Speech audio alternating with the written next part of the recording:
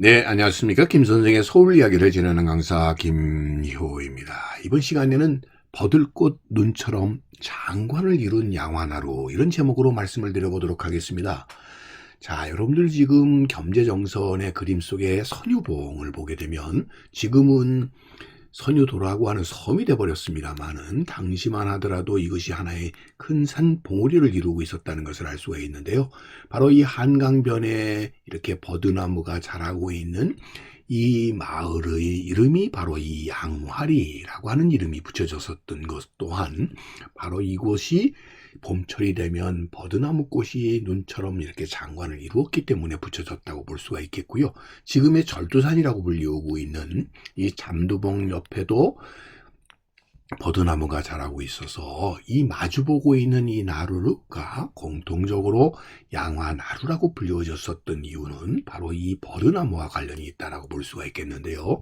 버들꽃이 장관을 이루어서 양화나루라고 붙여졌었던, 그래서 본래 양화지는 양천 양화리에서부터 기원을 하게 되었고, 이것이 잠두봉 아래의 나루도 양화나루로 함께 부르게 되었다고 볼 수가 있겠죠. 그런 의미에서 양천의 양화리라고 하는 이런 아름다운 동네의 이름 또한 버드나무가 우거져 꽃이 필 때의 장관을 이루었던 데서부터 기원을 했다고 볼 수가 있겠습니다. 이 잠두봉 양화지는 삼남지방의 곡식과 산물이 집결하는 나루터의 기능뿐만 아니라 서해로부터 한강에 진입하는 적을 방어하는 중요한 군사 요충지로서의, 즉 진으로서의 기능도 했었다는 점에서 나루이자 진의 기능을 함께 하고 있었던 것이 양화나루라고 볼 수가 있겠습니다. 지금 20세기에 만들어진 지도를 보더라도 지금의 양천의 양화리가 마주보고 있는 지금 잠두봉가에도 양화나루, 양화진이라고 하는 명칭이 붙여졌었다는 것을 알 수가 있겠고요. 지금 이 자리에 놓인 다리가 바로 이 양화대교가 되는 것도 이 양화나루라고 하는 것이 배경이 되어서 오늘날의 양화대교까지 이어지게 되었다는 것을 우리가 확인해 볼 수가 있겠습니다.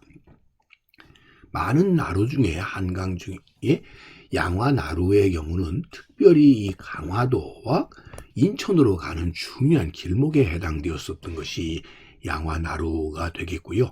이런 것은 이 고려시대 이래로 조선시대에 이어지도록 이 선유산과 잠두봉을 마주보고 있는 사이에 이 양화나루라고 하는 것 자체가 강화로 가는 중요한 길목에 해당되었을 뿐만 아니라 또한 아현을 거쳐서 한양 도송내로 들어가는 중요한 이런 나들목에 해당되는 곳이 이곳이었기 때문이라고 볼 수가 있겠습니다.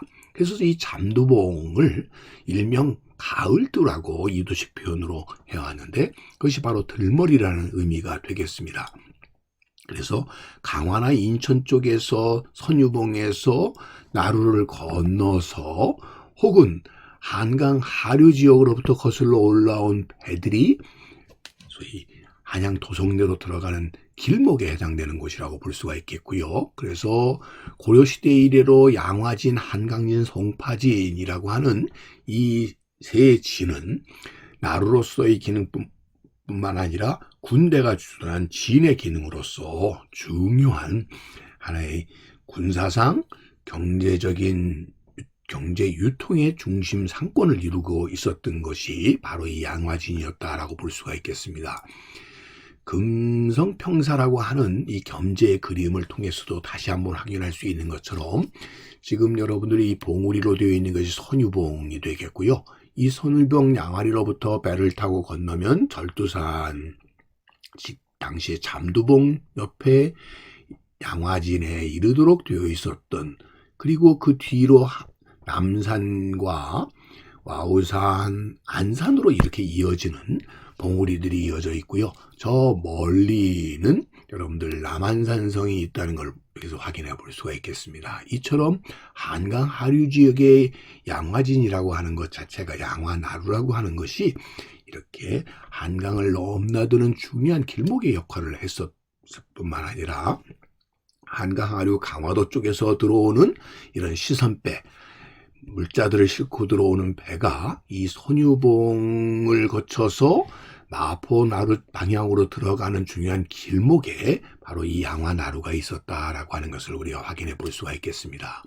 여러분들이 이 1884년도에 지도를 보게 되면 마포나루 쪽에서 바라본 지도를 보게 되더라도 이것이 바로 밤섬이 되겠고요. 이 끝에에 잠두봉이 있는, 지금의 절두산이 있는 지역을 표시하고 있는 이 지도를 통해서 한강으로 유입되고 있는 중요한 길목에 해당되는 것이 양화나루였다는 것을 알 수 있어서 흔히 들머리 양화지나 이렇게 얘기해 볼 수가 있겠고요. 황포도떼를 탄 배들이 많은 물자를 싣고 들어오는 길목에 바로 양화진이 위치하고 있었다라고 하는 것을 우리가 확인을 해 볼 수가 있겠습니다. 잠두봉 아래의 양화진, 선유산과 이어지고 있던 이곳이 바로 이 양화리로부터 지명이 유래되게 되었다라고 볼 수가 있겠는데요. 20세기에 들어서서 이제 그 기능이 점차 바뀌어 나가게 되고 1962년도에 이 나루에 대신해서 이 제2한강교라고 불렸었던 양화대교가 건설이 되게 되면서 선유봉을 건너서 이렇게 다리가 놓여지게 되면서 선유봉이라고 하는 것이 양화대교 위에 놓이게 되면서 이 양화동이라고 하는 것도 한강변에 위치하는 마을로 존재를 해오더니 이것이 채석장이 되어서 결국 선유봉 자체가 결국 낮아지게 되었고 결과적으로는 양화대교가 선유봉 위에 짓게 되면서 1968년도에 한강 개발 사업의 결과로 콘크리트 제방들로 둘러싸여 버리게 되면서 선유봉 자체는 사라져 버리게 되고 결국 제2의 중지도로 선유봉이 중지도로 섬으로 점차 바뀌어 나가게 되고 제2의 한강교로 불렸었던 여러분들 지금의 양화대교가 건설이 되면서 이제는 하나의 섬으로 이렇게 전락해서 선유도로 이렇게 바뀌어버리게 되었고 한강변의 이 시민공원 쪽으로 이 양화동이 털을 잡게 되면서 말 그대로 이제는 선유도라고 하는 것이 하나의 친환경 생태 공원으로서 변화가 되어서 오늘에 이르게 되었다라고 보시면 되겠습니다.